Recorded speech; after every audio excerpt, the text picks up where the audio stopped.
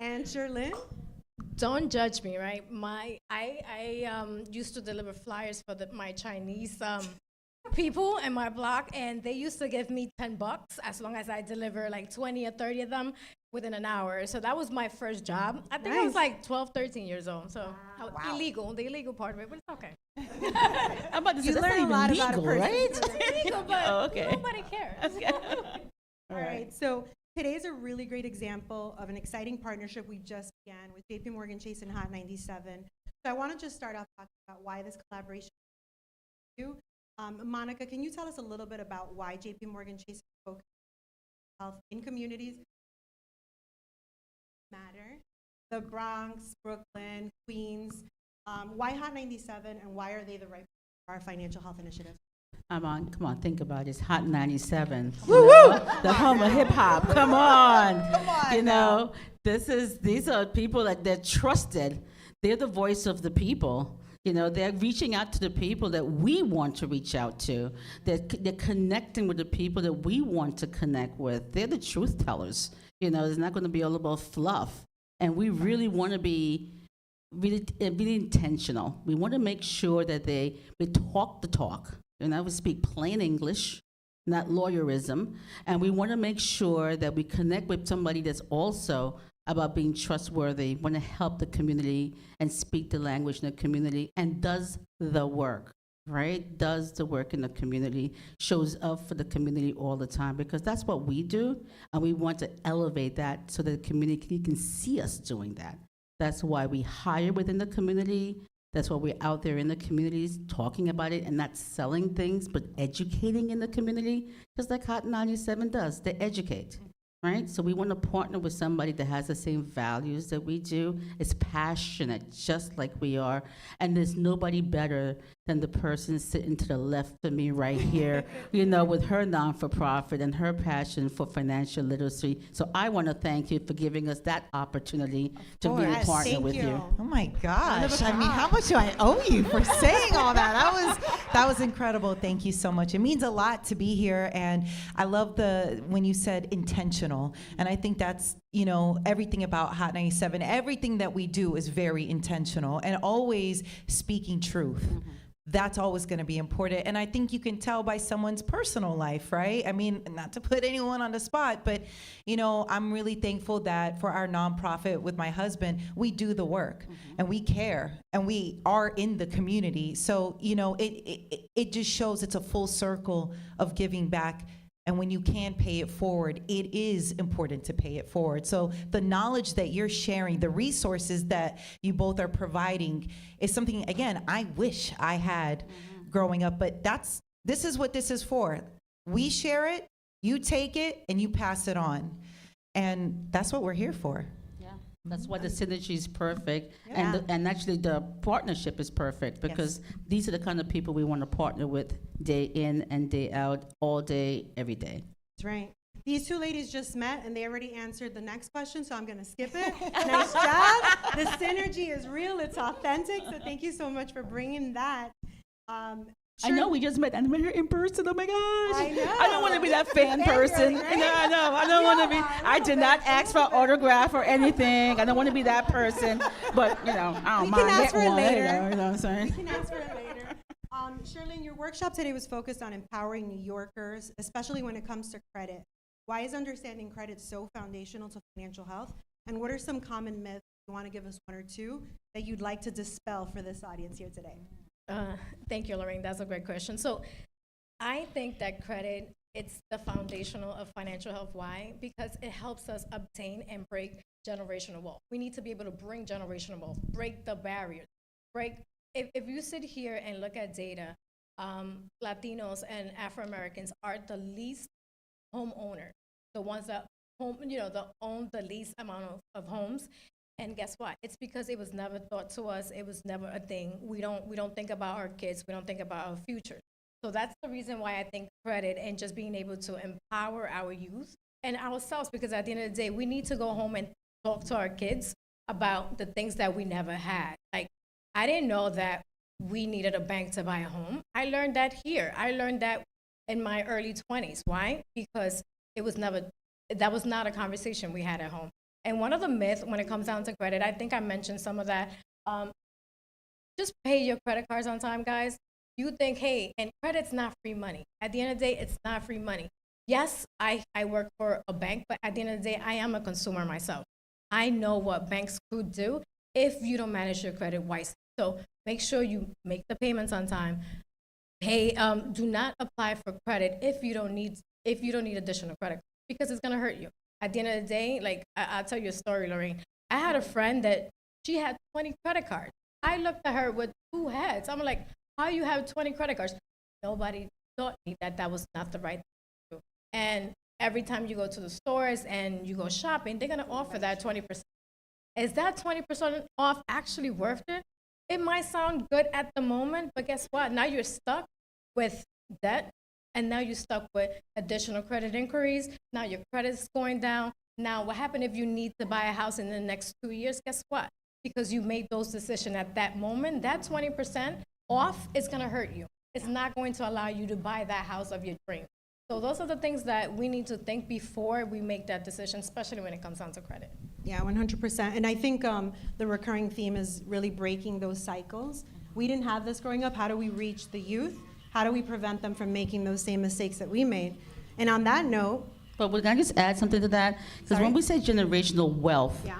generational wealth is different for everyone, right? So I don't want you to think, okay, generational wealth, I'm going to get $1 million and save $1 million.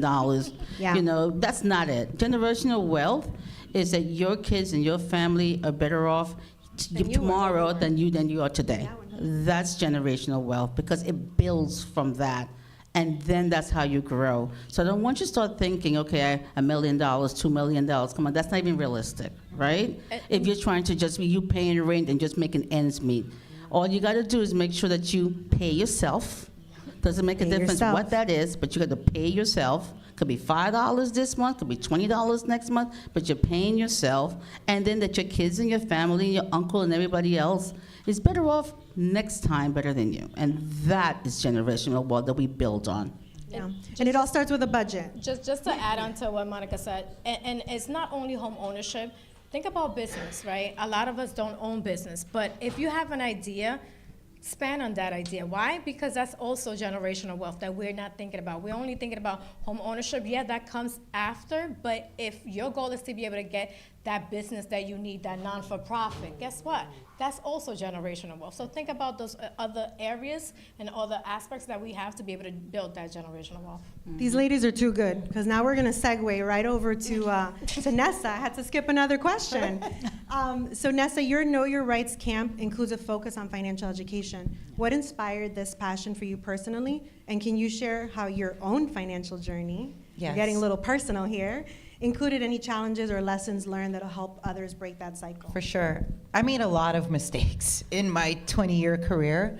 Just in general, I just made a lot of mistakes with money. So I didn't have the financial workshops ahead of time to avoid certain mistakes.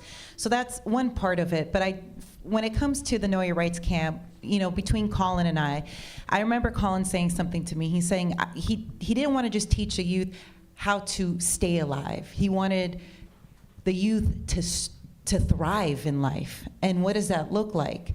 And for us, it's not just about self. It's not about being an individualistic kind of outlook. It's really about community. So I remember, because finances is big, it's just broad. Like, where do you start? Budgeting, credit, debt, savings, open a bank account. It's just so much to tackle and deal with. But I remember a time we were having our Know Your Rights camp. We've had one in Harlem. We're getting ready to come back to New York, but we go across the whole country. And there was this time we had our stop in Chicago, and I'll never forget a youth. He actually raised his hand, and his goal during the financial portion was that he didn't want to leave his community. He didn't want to make money and leave and abandon his family and friends. I remember like it was yesterday. He said, I want to make money so I can take care of my family, but I also want to take care of my community so that we can invest within their community. And I just thought that was so powerful. I think he was like 15 years old thinking like this. Me at 15, I was trying to get lip gloss, and buy candy. I was spending all my money that I made at the movie theaters. It just dawned on me just how brilliant our youth are, and imagine if they had the resources and really the support that they need to achieve their dreams. And so it was moments like that that I realized, like, you know what? First off, they're better than me. And then second off, what can we do to pay this forward? And so seeing that, and that has been a through line through all of our camps. And not to say the other workshops don't do well, all of them do well, but when you just see what money is just so daunting, especially when you're just like, I don't even have money to spend. What are you talking about? But it was like just the conversation of a savings account. Why do you need to have a bank account? Like all these things were so big, and to have experts that join us at the camp and to distill it in information and just something that's attainable, I think is so powerful. And I hope everybody passes it on. Now my mistakes. I made a lot of mistakes in my career as far as, especially finances. I don't say this because I'm trying to brag. I really built myself from nothing, and it's only because of my mistakes. And till this very day, I still make mistakes, but I'll tell you the point that it all changed. I got audited during my taxes. Woo! That was life-changing. And I just remember thinking, I need to get it together. By the way, I remember that was like 10 years ago. It's not that long ago in my mind. I'm still traumatized by it. But that was the turning point. So I say that because, the journey of money, finances, and really understanding this is like ongoing. Right. You're not gonna know everything unless it's them, but you're learning something every day. But it was that moment that I realized I need to get it together, and I did. I remember going into Chase, and I still talk to the person that helped set me up and get my life together. And now I have my best friend Katrina, who's here, and now she's the problem, right? So I've been helping her. I thought you were talking about her when you said your friend who had 20 credit cards. I was like, that's Katrina. She's pulling her hat down. She's by the DJ booth. You know what she told me? We were coming here, and she goes, the lottery. We need to stop by and get some tickets. I was like, what? Do you know, you know where we're going right now? She's like, it's just $2. Let's just go. So I'm still battling this, not just within myself, but also, with, but my loved ones. You can help her. Yeah. And I saw, Katrina has a journal. I saw her take a journal. Yes. So you can do your homework together. She needs the journal. Well, we all need the journal. We do. But I liked what you said about taking kids, especially in our community, and I know our community managers are really passionate about this, taking them out of survival mode. Mm-hmm. Yes. When you remove that barrier, yes, they get to have bigger dreams. Like, yes, I want to help my community. I want to uplift my community. And I think that's a shared vision between us, Chase and Hot 97, yes, and everyone who took the moment to sit here with us and help bring this message back to your communities. For sure. Mm-hmm. Get these folks out of survival mode, and then we can thrive. I love that. Then we can keep moving forward. That's right. I'll speak at your camp if you want. Don't volunteer. Done. Katrina, don't say that. Because we will hold you to it. Now you got me blushing. Thank you for that. We really appreciate it. So Monica, there's many people here, we won't say names, even though Ness already called a few people out, that are just starting their financial journeys and feel overwhelmed. Where can they start? Chase clients or not, where do we start, and what tools does Chase have that can help them get started? You know what? It's at no cost to you. You start by coming into a branch and having a conversation with somebody. What they'll do, they'll guide you. We have online. We have budgeting tools. We have something called Credit Journey. Let me tell you, that's my friend. Okay? That's your truth teller, right? That's a truth teller. That's my truth teller. Like, I want to save for this, and I'm like, damn, I'm still behind, So then I do another one to save for something else, and I'm triple behind. So right now, look, I've been in this business for a very long time, and I still don't get it right all the time. I do not.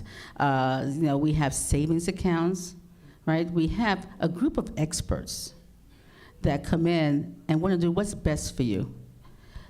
People come into a branch and they think you're going to be sold something. All I want is a checking account. I don't want a checking account so my direct deposit can go in, right? So I can take it right back out, all right? That's all you want to do. That's all you want to do. But there's more to it than that. when we ask questions, it's not like we are nosy. Well, I'm nosy, but it's not like we want to be all in your business, but we really want to help, right? We are in charge of your financial health. We want to make sure that we set you up in the right account that's for you, to make sure that we help you realize what's keeping you up at night. Why can't you sleep, right? Why is that account past due? And let me just tell you this, because I'm honest to God, I have a past due medical thing. And I was like, why is that past due? First, don't I have insurance? And I have insurance and it's past due, right? $550. I'm debating, do I pay or not pay?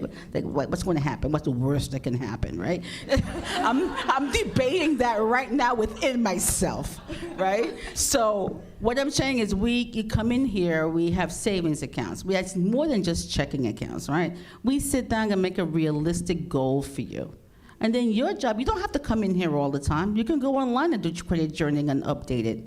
You could do direct deposits into your savings account to sweep it in, right? And not see it. Look what? The best thing is don't even attach it to your debit card, because when you don't see, you don't know how much you accumulate. Right? I do that with my son. He was able to go to Europe on his own dime. First class. Nice.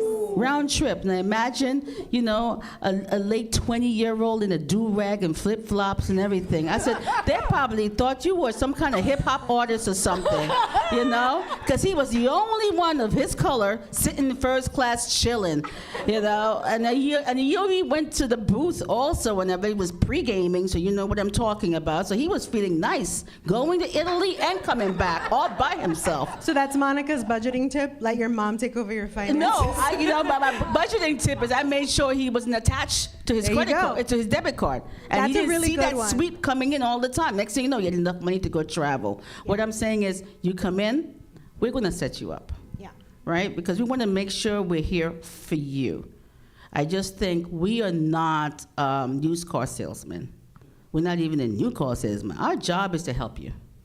And when we help you, we help ourselves, because you're a repeat customer, and then you're going to tell a friend, and you're going to tell the other friend, and then that's how we grow our business, by word of mouth. So those are the kind of things that we do to help our people. So again, you segued into my question, so I'm going to go over to Nessa. What would be one budgeting tip you would give someone? Just one, maybe the one that's helped you the most. I liked Monica's about not attaching everything to your online banking so you don't see it. That's a good one, right? Lie to yourself. I think that's Lie to great. myself every day. I agree with that. I just think out of sight, out of mind. Right. Treat your exes like that. You're good. It's just, I love that. But I think one thing is also knowing how much you're spending, right? Get that bill, get that credit card bill. Look at that. Yeah. There's a moment of truth. I literally just looked at mine. I was like, oh my gosh, this is crazy. I need to relax. Yeah. And I think you just have to be real with yourself. You got to see, you got to look. The journal, when, the workshop initially started talking about all of your expenses, list it all out, everything that you're spending on. And the reality is, how much are you bringing in? Yeah. And if the math ain't math, and it's just not gonna work. Not working. And that's it. And I just think being honest and truthful with your expenses is an absolute must. That's a great Nessa, one, let me too. just add something to this too. Expense doesn't have to be a big expense. I want to give you a perfect example. Yeah. That darn Monopoly commercial for your app, right, on the phone. So now I downloaded that. Yes. Do you know I did a recap of how much money I spent on that darn adding more points stuff so I keep on playing? It was over $300. I am so disgusted with myself right now. Right? And that was a couple dollars at a time, Yeah, right? that Yes, $1.99. yes. That because once I get $5.99, I can't do that. Right. But I could do $1.99 and $2.99. That's But right. those little things add up. Yes, so they don't fool yourself. Sometimes it's not the big stuff. It's the little things that keep on adding up. Today I was doing the math because, of course, I'm here, and I was like, Yeah. oh no, I gotta delete this app. That's not going to work at all. Also, one more thing is knowing if you're signing up for different subscriptions, Yes. right? All of a sudden you see a charge, you're like, wait, when did who's taking this? Why? Know your subscriptions and be real with yourself. If you're not using that app, if you're not using it, if it's not bringing something of value to you, get rid of it because those charges add up for sure. Yeah. And that will enable you to then save and do more things with your money, like go to Europe. Yes. The damn $300. Thank you so much. So, Nessa, you're a radio host, a nonprofit leader, and an entrepreneur. How has understanding your financial health changed throughout your career, and how has it changed your life? It's all about balance for me. I have these big dreams. Most important for me is not just the opportunities I get for myself. You know, I've been fortunate enough to, you know, bring my friends along and help them and allow others to achieve with us, because I think that's the most important part, because winning by yourself is really boring. It is. It's very lonely. It's miserable. Who are you gonna laugh and kiki with? Like, I mean, there's gotta be community. So I think for me, understanding that means I need to be mindful of how I'm making moves, how I'm spending money. And, you know, Katrina has been on this journey with me for close to 20 years, right? So when we have big dreams of, hey, I remember early on, I was filming all of my interviews with celebrities for radio, right? At that time, we didn't have what this incredible Hot 97 digital team has now, right? I mean, they're here, we have cameras, they're filming, they're editing. Katrina and I had to do this all by ourselves years ago, before it became what it is now that you see all over YouTube. Was it a camcorder? Yes. And we had to pull them out. There were so many iterations of different like devices and filming. Yes. But all that costs money. Equipment costs money. Yeah. People's time costs money. And you have to pay people, right? You have to account for that. People can only help you so far, right? And like we all want to believe that we can help each other collectively in that way, but everything costs money. And I learned early on, if you're not budgeting, if you're not having that extra money on the side, you're gonna fall short somewhere in this. And that can decide whether or not you're gonna make your dreams or not. And listen, I went to debt plenty of times. And you got yourself out. And I got myself out, but nonetheless, I believed in myself enough to know that. And also being real with myself. Okay, am I gonna go out tonight? Am I gonna go spend this money? Am I gonna just go, you know, have a nice lavish dinner? Or am I gonna try to save this money and buy more equipment? Those were hard decisions I didn't like to do. I didn't have really a social life in that way. Like I put everything towards my career, and it comes with a cost when you're chasing your dreams. And not everybody's gonna believe in it. And maybe those are the people you don't wanna bring with you because they're not gonna understand that, but that's a separate conversation. But making hard decisions to make your dreams come true, again, is something you have to sacrifice. And that includes your money, right? Like you wanna invest in yourself, do it smart, have a game plan, you know, really map it out. Write everything down. I remember writing every single thing down and manifesting my dreams. And I would, you know, give myself a reality check. Am I closer to my dreams? Where am I at? You know, you have to check yourself, but there's a cost to it. And I'm okay with that cost as long as you stay on your dream. Because I believe it will pay off in the long run. I love that. I love that. Especially if you're an aspiring entrepreneur in this room. If you have a big dream to chase, it comes with sacrifice. And it's just a matter about whether you're willing to invest in yourself. So I love, love, love hearing that. What advice would you give aspiring entrepreneurs about maintaining financial stability? I know you touched a little bit on that, but especially those entrepreneurs that are starting out, equipment costs money. Yeah. How do you decide to stay on that track? I think it's important to also look at retirement. I did not look at that early on in my career. Please learn from me, you know, understanding what is all. We're not all gonna be in the position that we're in today with the exact same energy, with the exact same drive. Listen, life is lifing, age happens, Right. and that's just the way the game goes, right? So you have to think in the long run. You have to think of, how am I gonna make ends meet when I'm X years old, and you might not have the benefits set up part of your employment? How do you make sure that you have those buckets ready to go, Chase is a great place to walk in and talk about that. Hey, you know what? I want to set myself up because I don't want to be on this grind for the next 50 years of my life. So what can we do now to help me alleviate this stress and pressure on myself? And those are conversations that they're willing to have with you. I wish I took advantage of that early on in my life, but I didn't. I just thought I would figure it out on my own. You know, I saw my parents, and they worked so hard, but they paid all their bills with a credit card. And I just saw that debt, that interest rate, that, and it piles on. And so, again, I mean, obviously they know better, I know better now, but, if you're having the resources and people to give you that insight, how you can plan for the rest of your life, and then, hey, I want to make sure my kids are okay. How do I do that? How do I make sure my brother and sister are all right? How do I make sure my cousins are all right? Have the broad conversation about community as well. Right, and you bring your community along. I love that.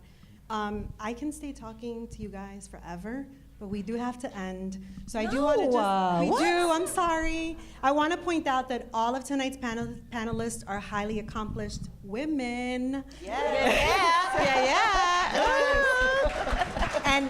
And your moderator too. And that's definitely important, and I know we've all felt it, being in the banking industry, an industry that was predominantly male run, and obviously entertainment. So super, super excited to be able to be up here with you guys. So I want to give you guys a chance to open it up for questions. If you have any questions for our panelists, we'll take those now. About finances, about life, about anything you guys want to talk about. So anyone have a question? I want to turn it over to the audience. I have a question for Nessa. Oh, okay. Easy. How do you manage your kids, your baby at home and work? It's hard. It's hard work. So because I do afternoon drive, I try to spend as much time with her in the morning. Okay.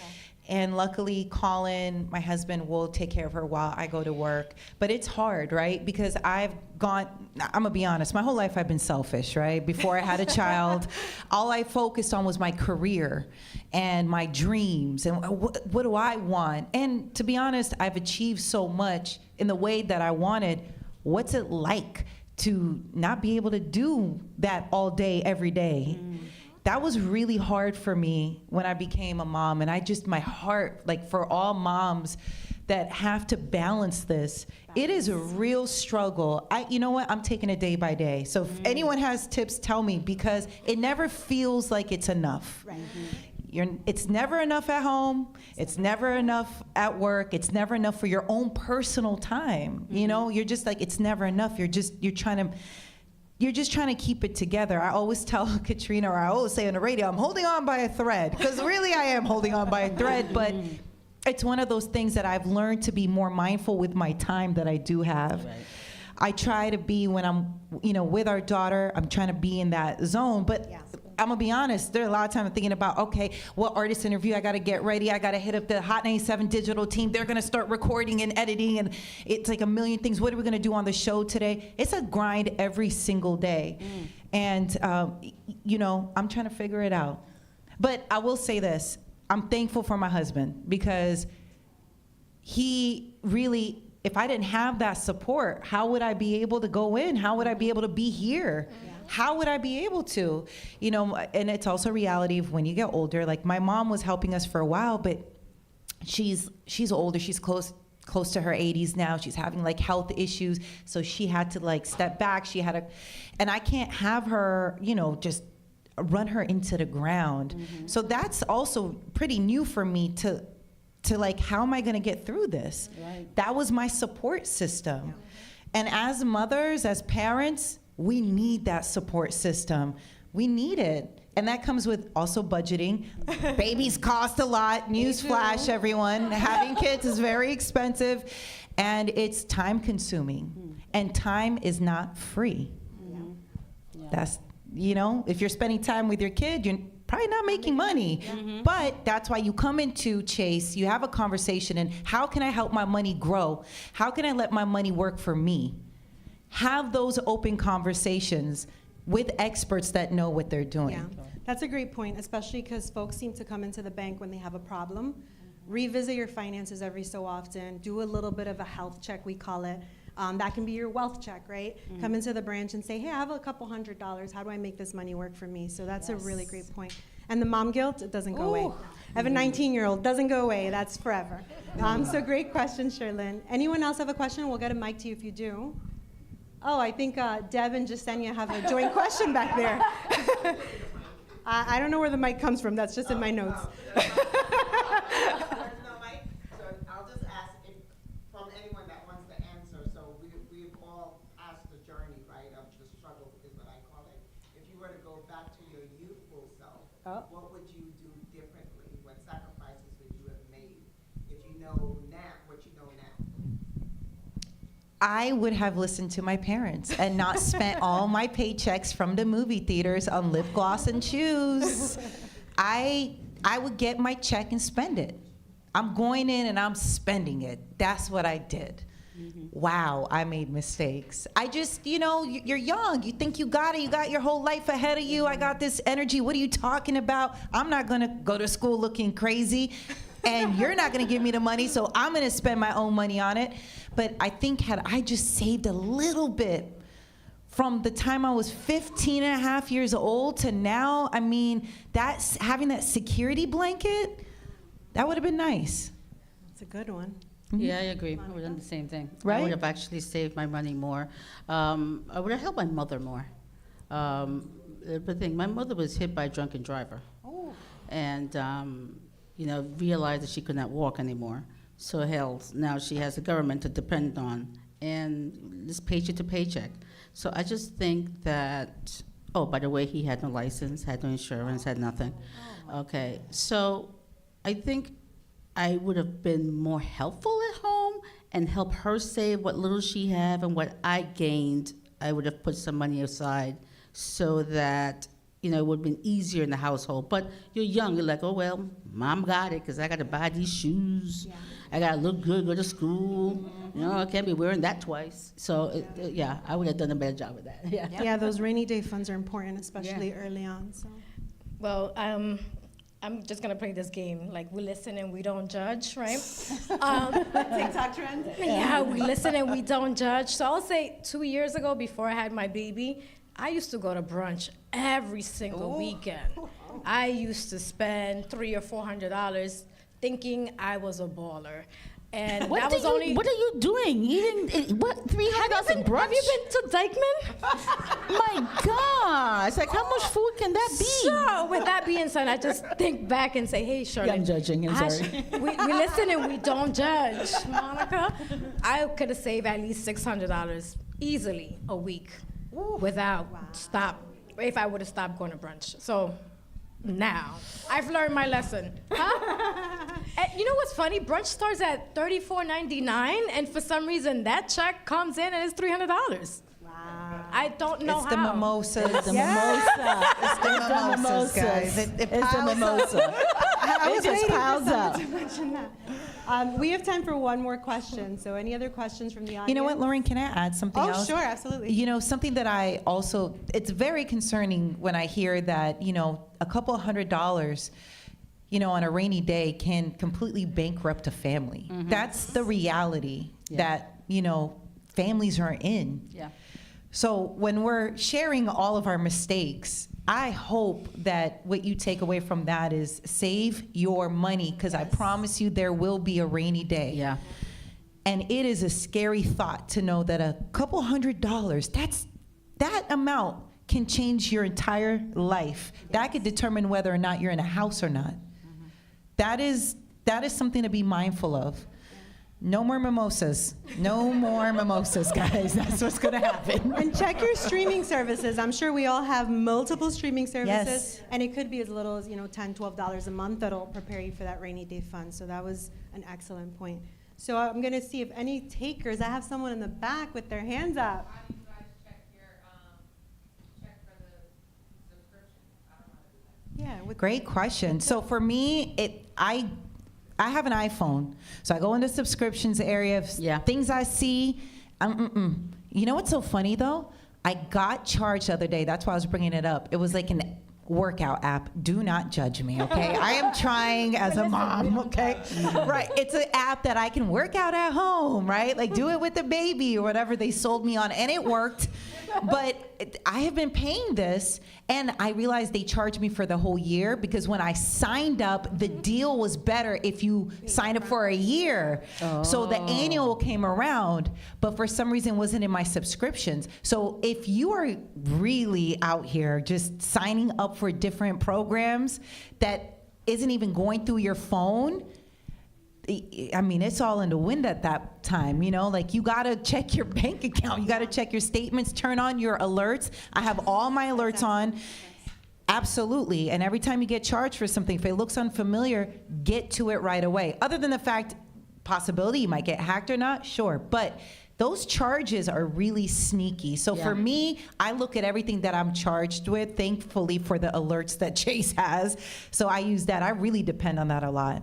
Yeah, you should use the alerts if you have the subscription. I do that too. And also your bank statements. If you go online, you can actually sort it by those subscriptions and things, and you can see all these things that are coming out of your account. So it's really important. I know, because I just saw how do something I at sort it? Hold on. I'll show you. Show me how to sort this. I saw it $9.99. I was like, what is this? Right. And next Was thing it you know, Monopoly? No, girl, it wasn't. That's too much money. That's too much money. It was worse. It was a measuring tape. Oh. Oh my gosh. For past 4 or 5 months, like a measuring thing on your phone. On your phone. I was like, who did this? Because I'm not measuring. So, like, how did that happen? I'm blaming your son. I'm blaming somebody. I'm blaming your and son. nobody stood up for that. Maybe like, no, it wasn't me. I was like, oh no. $9.99. I was so upset. I just wasted $50 Every month? every month to measure. lot. Who am I, a carpenter? Jesus Christ. What is happening? Yeah. Well, thank you so much, ladies, for those excellent tips. Take some time, and as we talked about sacrifices before, it's gonna take time. It's gonna be painful to budget, to go through those statements, but it'll be worth it in the end. So thank you, ladies, so much for this wonderful panel. I had fun. I hope you guys took some stuff away. And with that, we're gonna open it up. We have some food and beverage, so. Thank you, Nessa. Thank you so much for having me. Thank you, everybody. She's awesome. Let's give her an extra round of applause. Thank you, guys. Thank you so much. Yeah. Save your money. Save your money, please. Thank you. You're awesome.